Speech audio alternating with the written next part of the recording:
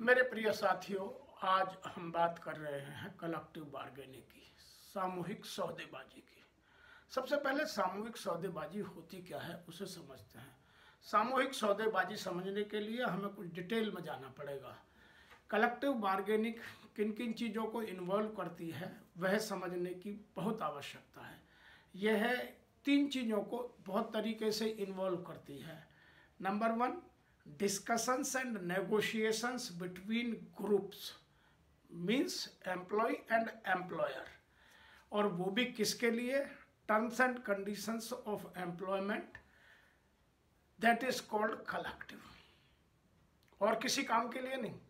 दूसरा इसमें इशू आता है because both the employer and employee act as a group rather than as individuals. वो सब मिल करके एक साथ काम करते हैं, अकेले अकेले काम नहीं करते हैं।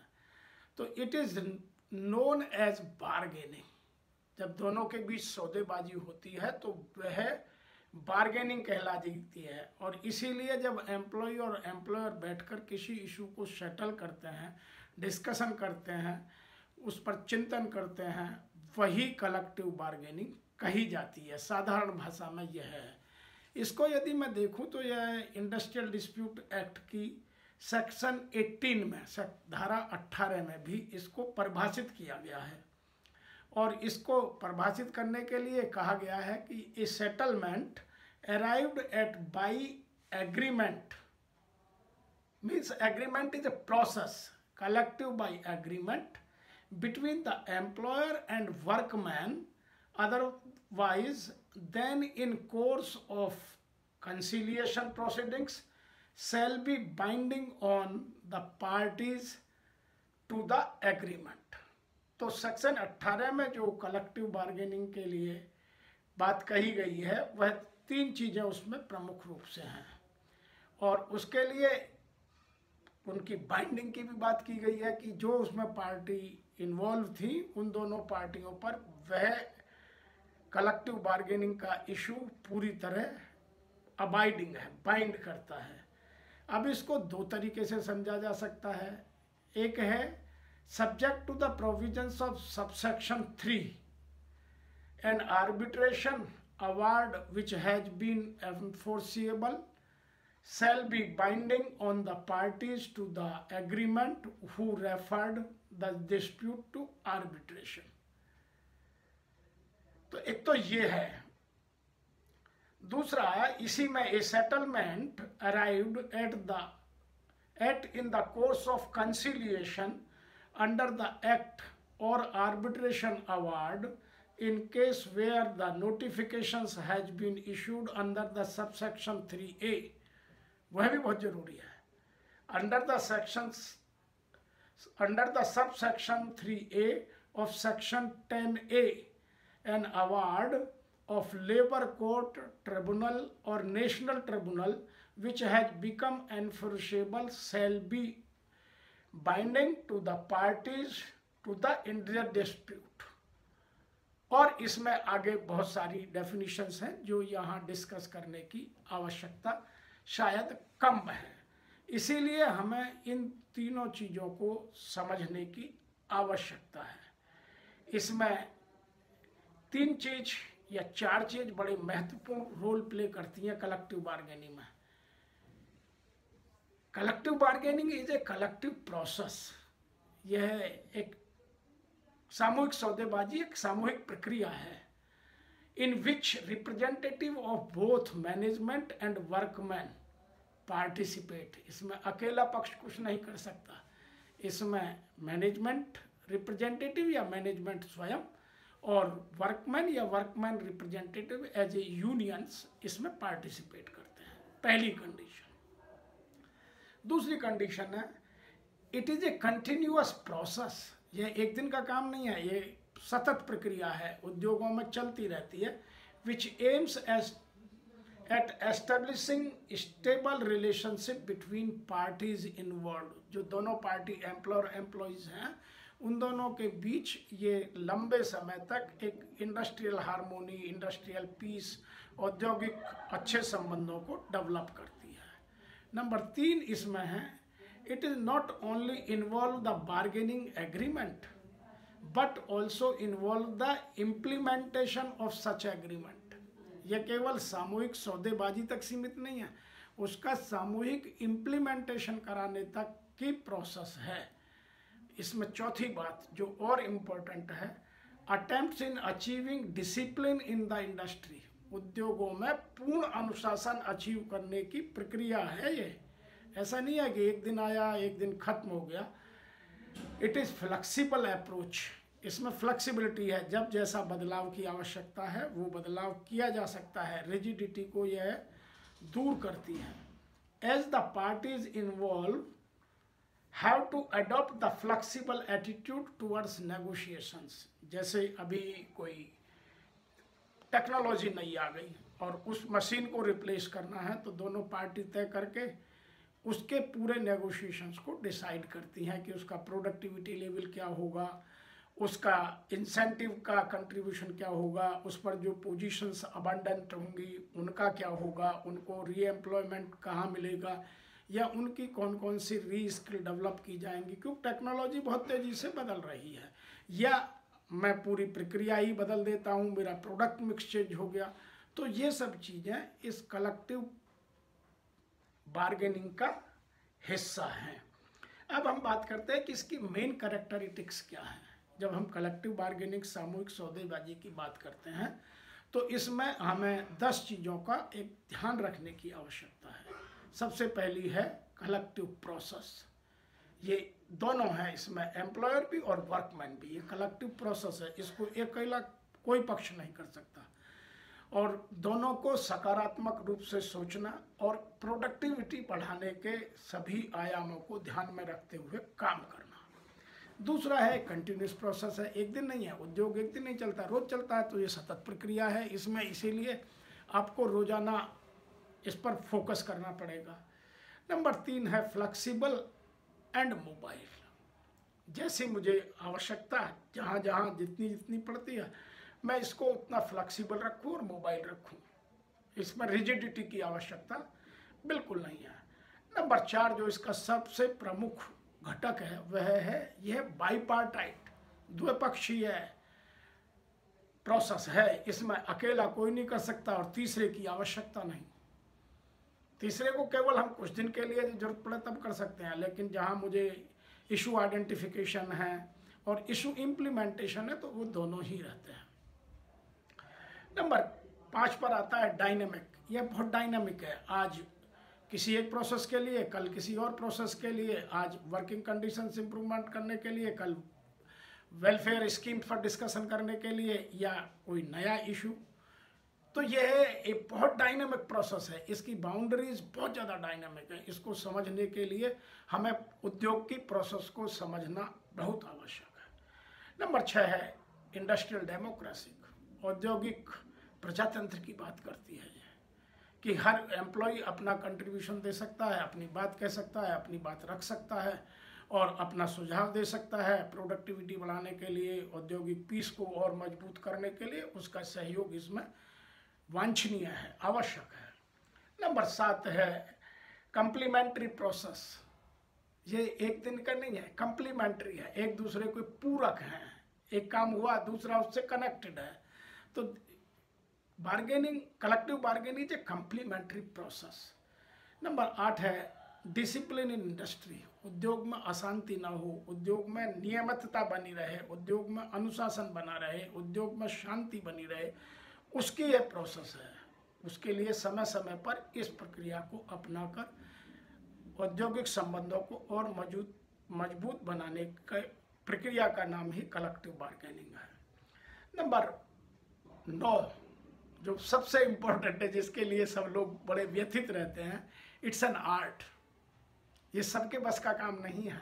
इसे हर व्यक्ति नहीं कर सकता, हर वर्कर नहीं कर सकता, मैनेजमेंट का हर यूनिट नहीं कर सकती। इसके लिए कुछ लोग एक्सपर्ट होते हैं जो दूसरों की फीलिंग्स को, इमोशंस को, प्रोसेस को पूरी तरह जानते हैं, समझते हैं, जिनकी कम्युनिकेशन स्किल बहुत स्ट्रॉन्ग होती है, प्रोसेस पर कमांड होता है और जो लॉ को अच्छी तरह समझते हैं कि what will happen after this आज जो मैं डिसाइड कर रहा हूँ उसका कल मेरे उद्योग की प्रक्रिया पर क्या परिणाम पड़ेगा और उसमें कानून का क्या योगदान रहेगा। कहीं मैं किसी एक्ट का वायोलेशन तो नहीं कर रहा हूँ, क्योंकि उद्योगों पर लगभग 48 एक्ट्स लागू होते हैं। कहीं ना कहीं कोई ना कोई एक्ट आड़े आता है। तो इट्स एन आर्ट, ये सीखनी पड़ती है और ये बहुत लंबे समय के बाद आती है।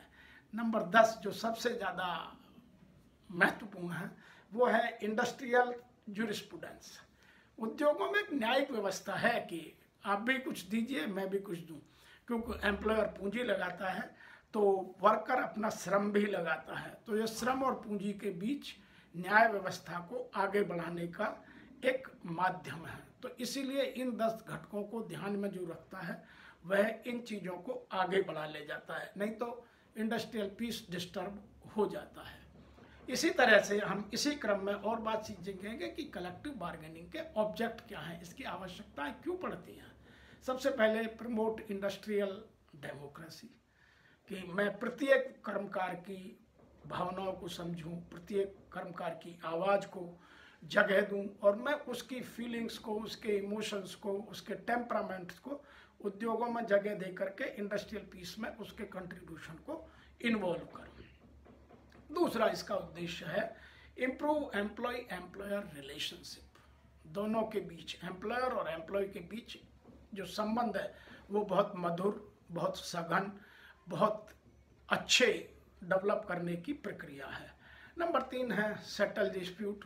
समय समय पर कोई ना कोई विवाद आ ही जाता है, कभी टेक्नोलॉजी की वजह से, कभी गवर्नमेंट पॉलिसीज की वजह से, कभी मार्केट कंडीशंस की वजह से, कभी कस्टमर नीड की वजह से। इसके बहुत सारे रीजन हैं। इंडस्ट्रियल डिस्प्यूट केवल एक कारण से नहीं आता, अचानक मार्केट में डिमांड खत्म हो गई, कंप्लीट प्रोसेस स्लो करनी पड़ेगी। स्लो करने में बहुत सारे लोगों को या तो ले ऑफ देना पड़ेगा या कुछ और प्रक्रिया अपनानी पड़ेगी।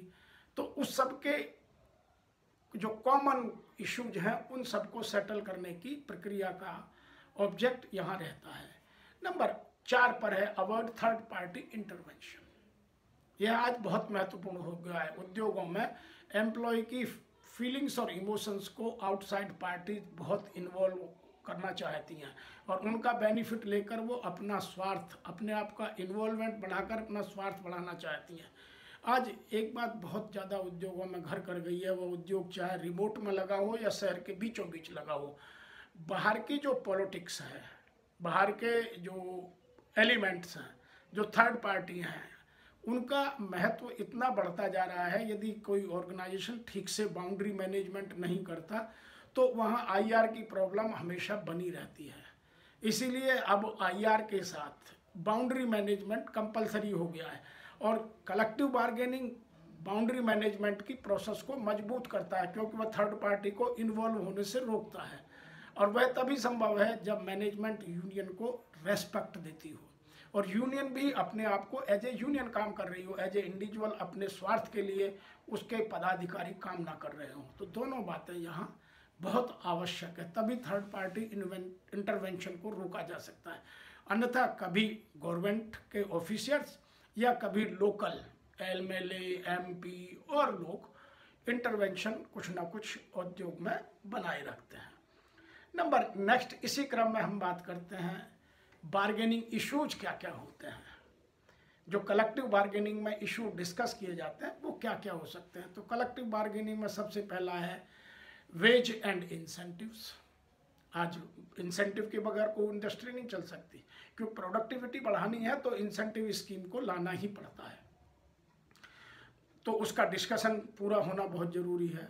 दूसरी है वर्किंग कंडीशंस, कि मेरे उद्योग में मेरे कर्मचारियों की वर्किंग कंडीशंस जो आईएलओ की रिकमेंडेशंस के अनुसार हैं वह होनी चाहिए। हालांकि इंडिया में मल्टीनेशनल कंपनीज के आने से वर्किंग कंडीशंस में बहुत ज़्यादा सुधार हुआ है, पे स्केल में बहुत सुधार हुआ है, क्योंकि जो मल्टीनेशनल आती हैं वो कंपनियां अपने हिसाब से अपना लेबर लॉ का कंप्लायंस और अपने हिसाब से वेज डिसाइड करने लगी हैं।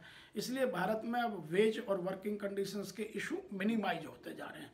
लेकिन तीसरा एक इशू जो कलेक्टिव बार्गेनिंग का प्रमुख इशू है और उस पर डिस्कशन किया जाना बहुत ज़रूरी है, वह है health and security, job security. या सेफ्टी, दोनों ही बहुत आवश्यक है। हेल्थ का इशू बहुत आवश्यक है, क्योंकि आप देखेंगे इंडिया में या एशियन कंट्रीज में सबसे ज़्यादा केमिकल इंडस्ट्री है, और केमिकल इंडस्ट्री यूरोपियन कंट्रीज में नहीं है। उसके पीछे कारण ये है कि वो अपने उद्योग को और अपने एनवायरनमेंट को सेफ रखना चाहते हैं। क्योंकि आप यदि अंकलेश्वर को जाकर देखें, गुजरात वैसे सभी के लिए मॉडल है, लेकिन गुजरात में अंकलेश्वर जगह है जहाँ एनवायरमेंटल इश्यूज की धज्जियाँ उड़ी हुई हैं। तो वहाँ की केमिकल इंडस्ट्री बहुत है, बहुत सारे आए दिन कुछ ना कुछ इशू वहाँ होते रहते हैं। तो उद्योग में जो वहाँ की यूनियंस है उनको हेल्थ, एनवायरनमेंट और सेफ्टी और सिक्योरिटी के इश्यूज को डिस्कस करने के लिए कलेक्टिव बार्गेनिंग की प्रोसेस को अपनाती है।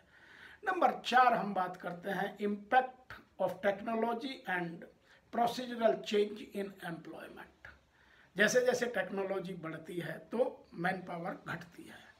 जब मैं काम करता था तो मेरे उद्योग में 22,000 लोग काम करते थे, आज उसी उद्योग में 7,000 लोग काम कर रहे हैं। तो जो 14,000 का एम्प्लॉयमेंट कम हुआ वो कलेक्टिव बार्गेनिंग की प्रोसेस से पीसफुली हम सेटल कर पाए, अन्यथा इंडस्ट्रियल अनरेस्ट की संभावना सदैव बनी रहती है।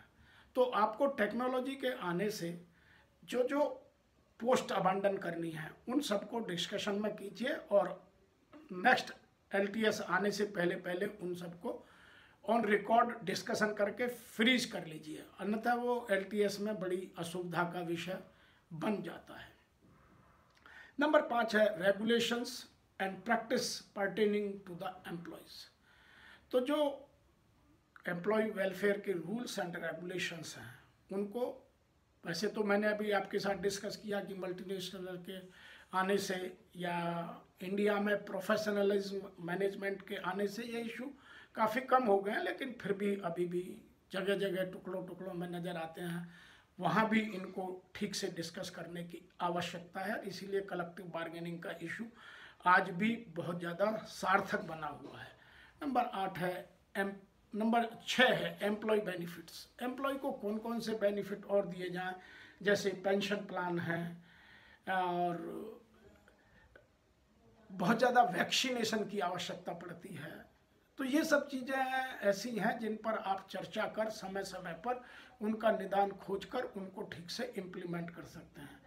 और नंबर 7 ग्रीवेंस हैंडलिंग।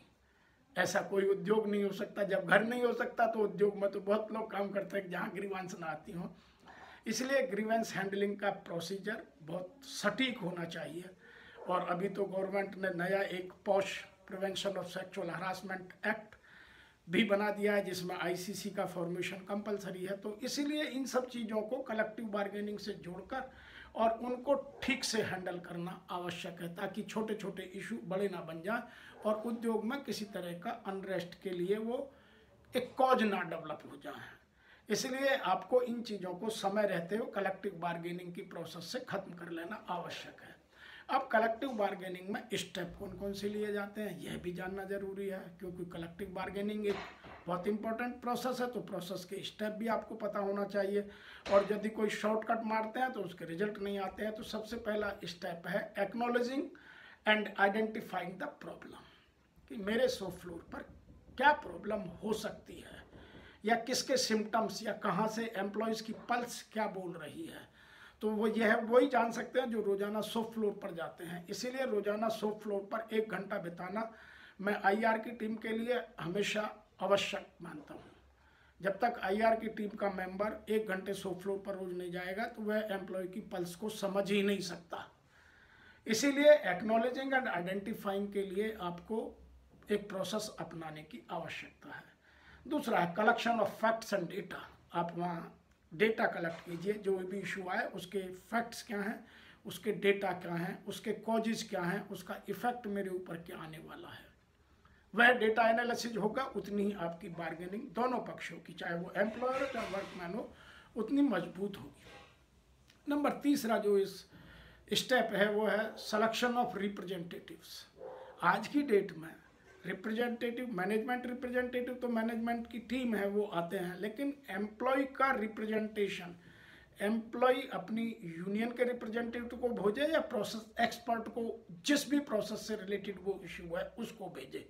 ये एक बड़ा इशू हो गया है। और आज यूनियंस खत्म होने के पीछे रीजन यही है कि यूनियंस ने अपना हार्ड वर्क या स्मार्ट वर्क करना कम कर दिया है, वो भी एम्प्लॉय के नहीं, अपने सेल्फ अपने वेस्टेड इंटरेस्ट के लिए काम करने लगे हैं।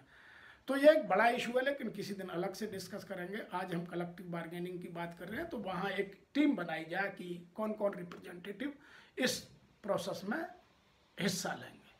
नंबर 5वां प्रोसेस है बार्गेनिंग स्ट्रेटजी। दोनों तरफ से बार्गेनिंग स्ट्रेटजी बहुत ज़रूरी है, क्योंकि प्रोडक्टिविटी निकालने के लिए दोनों को अपनी स्ट्रेटजिकल मूव करना ज़रूरी है। इसलिए कलेक्टिव बार्गेनिंग में प्रोसेस में टाइम लगता है, क्योंकि दोनों अपने स्ट्रेटजिकल मूव करते हैं और स्ट्रेटजी मूव में डिस्कशन से ज़्यादा फ्यूचर इम्पैक्ट को ध्यान में रखा जाता है। नंबर 6 है रीचिंग टू एन एग्रीमेंट। जब हम ये सब पूरी प्रोसीजर करते हैं तो हमें फाइनली एक एग्रीमेंट पर जाना पड़ता है। उसमें गिव एंड टेक की थ्योरी को अपनाना आवश्यक है। हालांकि अब तो एक नई थ्योरी आ गई है, give take and again give. केवल टेक तक नहीं काम चलता, give take and again give. तो आप गिव एंड टेक की थ्योरी को अपनाइएगा और तभी आप एक एग्रीमेंट पर आइएगा। और वो छोटे छोटे एग्रीमेंट बड़े काम के होते हैं, जो लॉन्ग टर्म सेटलमेंट में बहुत सहयोग देते हैं। मैंने अपने जीवन में कभी किसी प्रॉब्लम को बड़ा होने ही नहीं दिया। जब इशू आया तभी सॉल्व किया, डॉक्यूमेंट बनाया, फाइल में रखा, एग्रीमेंट के टाइम में उन सबको यूज किया। लोग करते क्या है कि ना तो प्रोसेस की टीम को ना एचआर की टीम को इतना समय होता है कि उन इशू को ख़त्म करें, जो एक गलत अवधारणा है।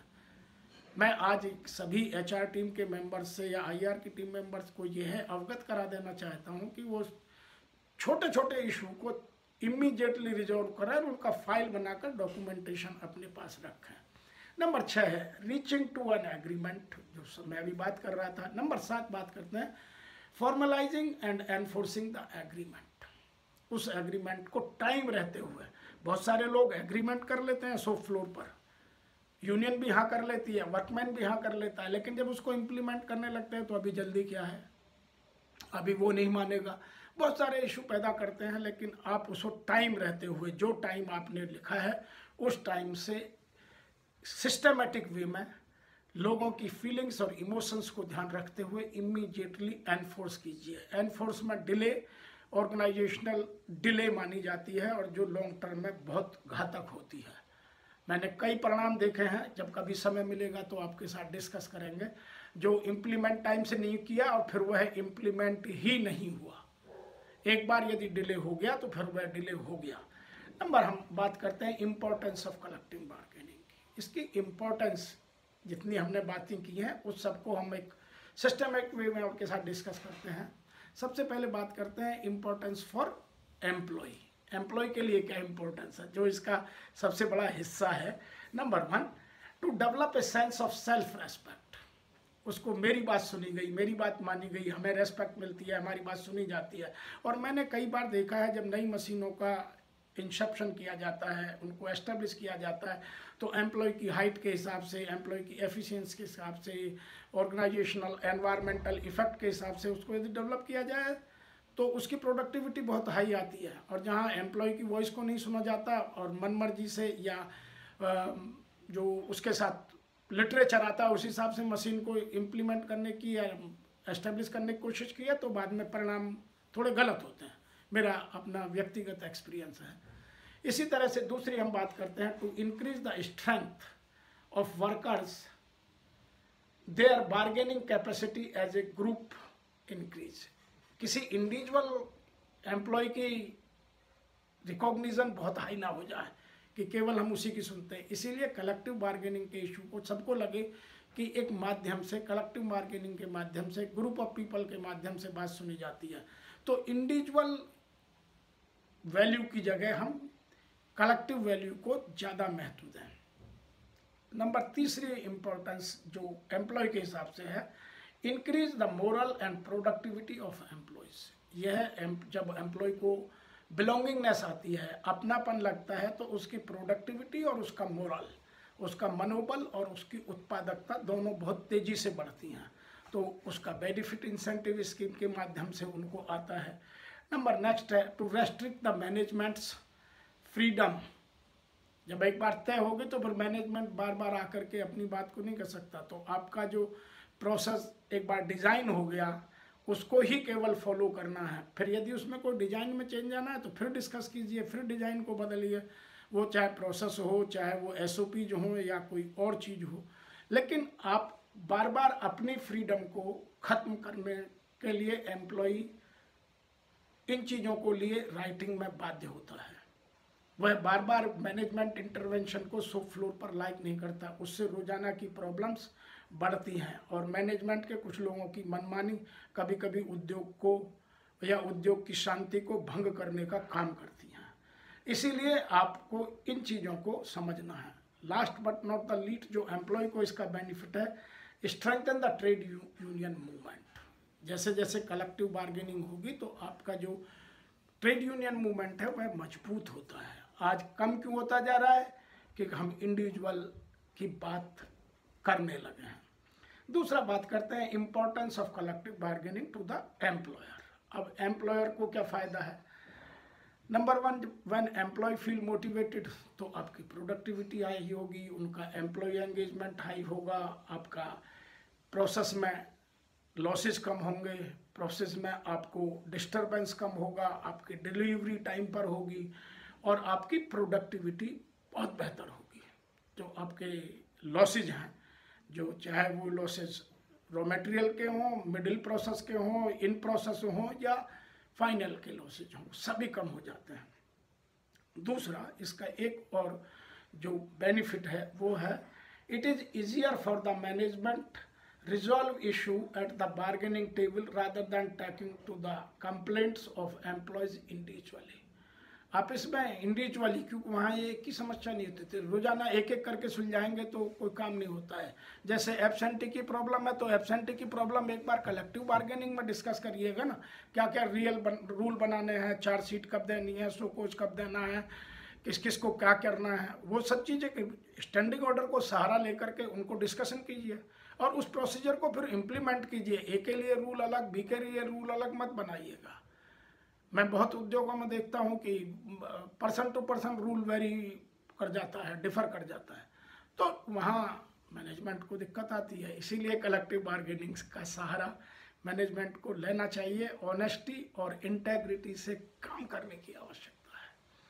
नंबर नेक्स्ट है collective bargaining promotes the sense of security.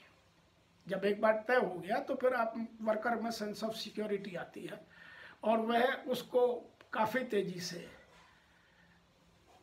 महसूस करता है और जो लेबर टर्नओवर है वह घटती है। जहाँ डर रहता है कि पता नहीं मेरा कल क्या होगा, एम्प्लॉयमेंट बचेगा नहीं बचेगा, क्या होगा, तो वहाँ लोग इनसिक्योर रहते हैं और बार बार छोड़ते हैं। नंबर नेक्स्ट बेनिफिट जो एम्प्लॉयर को है, collective bargaining opens the channels of communication between the top management and bottom level of the employ. जब आप कलेक्टिव बार्गेनिंग की बात करते हैं तो आपको टॉप टू बॉटम इंडस्ट्री का स्क्रीनिंग आपके हाथ में रहती है कि कहाँ क्या हो रहा है, कौन क्या बोल रहा है, क्योंकि डिस्कशन में इशू टू इशू वो क्रॉप अप होते हैं और उन इशुओं को आप समझ सकते हैं। तो आप जो शॉप फ्लोर की डिफ़िकल्टीज हैं वो आपके टिप्स पर रहती हैं। तो कलेक्टिव बार्गेनिंग में आप जितना ज़्यादा इन्वॉल्व होंगे उतनी ऑर्गेनाइजेशन की कल्चर को डेवलप करने में या ऑर्गेनाइजेशन कल्चर को समझने में आपकी समझ और गहरी होगी और गूढ़ होगी, आप बेहतर डिसीजन ले पाएंगे। इसलिए सीनियर लेवल को उसमें जुड़ने की आवश्यकता है। नंबर नेक्स्ट है इम्पोर्टेंस टू द सोसाइटी। केवल एम्प्लॉय और एम्प्लॉयर को नहीं होता है, सोसाइटी को भी होता है। जैसे attain the industrial peace in the country. यदि हर ऑर्गेनाइजेशन में इंडस्ट्रियल पीस है, कहीं स्ट्राइक नहीं, कोई लॉकआउट नहीं, कहीं अनरेस्ट नहीं, कहीं कोई प्रॉब्लम नहीं, तो नेशनल जीडीपी मैन्युफैक्चरिंग में ऑटोमेटिकली बढ़ जाएगी। तो एक तो ये बेनिफिट है। दूसरा है establish the harmonious industrial climate. जब आपके यहाँ पूरे प्रदेश में या पूरे कंट्री में इंडस्ट्रियल हार्मोनी है तो बाहर के लोग बड़ी तेजी से अट्रैक्ट होते हैं। तो you can attract the good companies from international level. जहाँ आज यूपी में उद्योग कम है और गुजरात में, महाराष्ट्र में, कर्नाटका में उद्योग ज़्यादा है, उसके पीछे कारण यह है कि यूपी में बाहर का इंटरवेंशन यूपी गवर्नमेंट कंट्रोल नहीं कर पाती या यूपी की जनता कंट्रोल नहीं कर पाती, इसलिए यूपी में उद्योग नहीं है, बिहार में उद्योग नहीं है, जबकि पॉपुलेशन है, मार्केट यहाँ है। मार्केट होने के बाद मेरी कॉस्ट कम होगी तब भी मैं उद्योग नहीं लगा पा रहा हूँ। मेरी पॉलिटिकल कैपिटल दिल्ली के साथ यूपी की प्रॉक्सिमिटी बहुत है, फिर मैं उद्योग नहीं लगा पा रहा हूँ। उसका एक ही कारण है कि यहाँ लॉ एंड ऑर्डर की समस्याएं बहुत ज़्यादा हैं। तो ये सोसाइटी का विषय है, सोसाइटी को सोचने की आवश्यकता है। नेक्स्ट है to extend the democratic principles, वो बहुत मदद करते हैं। आपने देखा होगा जहाँ इंडस्ट्रियल डेमोक्रेसी हाई होती है वहाँ पीस लंबे समय तक बनी रहती है। नंबर 4 है check the exploitation of workers by the management. आप इसके माध्यम से आप चेक्स एंड बैलेंस की प्रोसेस को अपना सकते हैं। जहाँ जहाँ वायलेशन लेबर लॉ का है उसको ठीक करा सकते हैं, या कहीं आपको लगता है कि वर्कर का एक्सप्लॉयटेशन हो रहा है। मैं यहाँ एक बात भी और कह दूँ जो इस इशू में बहुत इम्पोर्टेंट है, कॉन्ट्रैक्टर वर्कर्स का एक्सप्लॉयटेशन जब से मल्टीनेशनल कंपनीज आई हैं तब से कम हुआ है, क्योंकि वो लॉ को अबाइड करती हैं। नहीं तो अभी भी एक्सप्लॉयटेशन थ्रू कॉन्ट्रैक्टर लेबर बहुत हाई है। नेक्स्ट है to distribute equitable benefits divided from industry among by all participants. जो आपका प्रॉफिट है वो आप उसको सबको, जितने भी उसके भागीदार हैं, क्योंकि वर्कर एक बहुत बड़ा भागीदार है, उसको भी आप इक्वली डिस्ट्रीब्यूट करने लगे हैं। तो ये कुछ ऐसे बेनिफिट्स हैं जो सोसाइटी को होते हैं और जो सोसाइटी में जा कर के उनका इम्पैक्ट दिखाई देता है। नेक्स्ट हम बात करते हैं what is the perspective in India about collective bargaining. आज भारत में क्या परिदृश्य है, तो उस परिदृश्य को समझते हैं। Number 1, now the working class is well educated. शिक्षा का स्तर भारत में बढ़ गया है, तो यूनियंस को कमजोर करने में अब यूनियन गोल गोल नहीं घुमा सकती वर्कर को। इसीलिए यूनियंस को मरने का या यूनियंस को कमजोर होने के बहुत सारे कारण हैं, जिनमें से employ literacy is a big issue. दूसरा है जितना भी इंडस्ट्रियल डेमोक्रेसी की हम बात करते हैं उसमें उन लोगों की एजुकेशन और उनकी अपनी स्किल सेट दोनों बहुत तेज़ी से बढ़ रही हैं, इसलिए उनका कंट्रीब्यूशन बहुत तेज़ी से आगे आ रहा है। इसीलिए बार्गेनिंग के इश्यूज कम हो गए हैं, सबसे बड़ी बात। दूसरी है the employ are willing to concede the demands of higher benefits like their benefits, fringe benefits, welfare amenities as the most than not all direct or indirect financial involvement। क्योंकि आज एम्प्लॉयर मल्टीनेशनल के आने से स्वयं करने लगा है, employ अपनी बात स्वयं रखने लगा है कि ये होगा तो ये होगा, नहीं तो नहीं होगा। आज एम्प्लॉय वेलफेयर की स्कीम्स आप देखेंगे, जैसे एम्प्लॉय इंश्योरेंस, ESI के अलावा PF के अलावा प्रोविडेंट फंड में भी EDLI है, उसके अतिरिक्त भी लोग अच्छा अपना इंश्योरेंस लेते हैं। बहुत सारी new policies in case of death या in case of long sickness के लिए पॉलिसीज़ लेते हैं। बहुत सारे वेलफेयर के और बहुत सारी स्कीम अपनाते हैं। तो वह सब अब कलेक्टिव बार्गेनिंग की वजह से भारत में बहुत कुछ आने लगा है।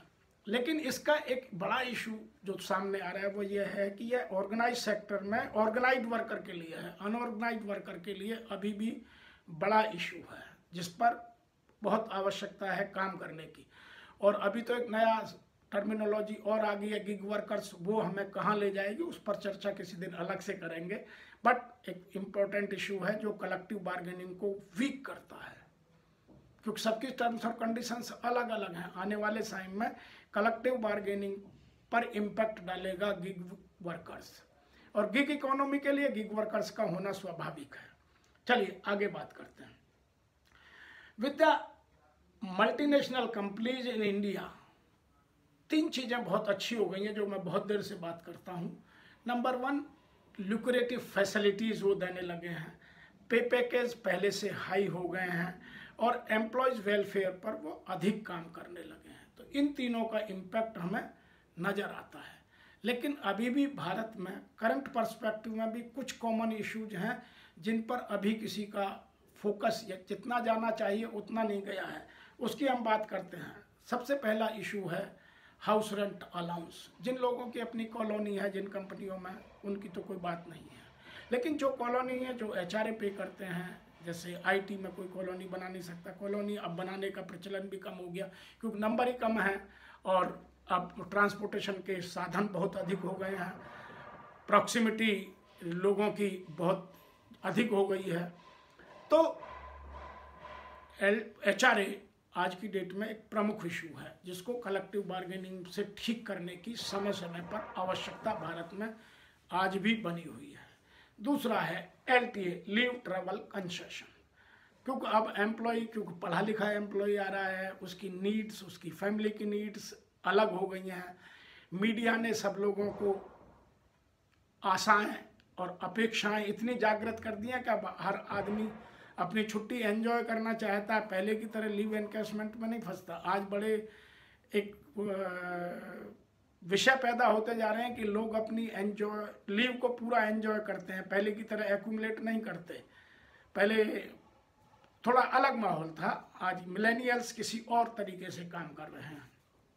नंबर 3 जो मेजर इशू है जिस पर हमें सोचने की है, एजुकेशनल अलाउंस, कि बच्चों की पढ़ाई के लिए बहुत आवश्यकता है और हम भारत को तभी समृद्ध बना सकते हैं तब हम अपने फ्यूचर पर मीन्स आने वाली पीढ़ी मीन्स बच्चों पर, न्यू जनरेशन्स पर ध्यान रखें। तो अपने एजुकेशन पर फोकस करने की बहुत आवश्यकता है। कलेक्टिव बार्गेनिंग का इशू भारत में बहुत प्रिवलेंट है, हर तरफ इसकी बात है और हर एम्प्लॉयर को इसके बारे में सोचने की आवश्यकता है।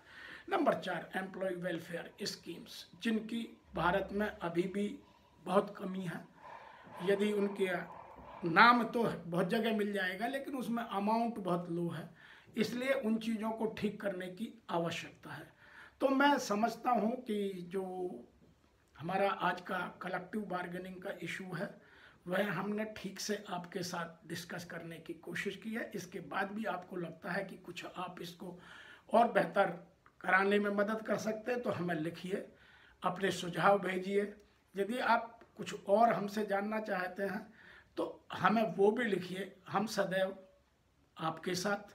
मैं एक ऑर्गेनाइजेशन भी रन करता हूं जिसका नाम है VK डायनामिक लीडरशिप सेंटर। वहां हम शॉर्ट टर्म कोर्स चलाते हैं, उन क्लासेस को आप अटेंड कर या मेरी वीडियोज़ को देखकर आप अपनी इन स्किल सेट को या इन कॉम्पिटेंसीज को ठीक से डेवलप कर सकते हैं और अपने साथियों को मदद कर सकते हैं। आज इतना ही, फिर किसी दिन आपके साथ एक नए विषय पर। हमें देखते रहिए, लिखते रहिए। आपका बहुत बहुत धन्यवाद।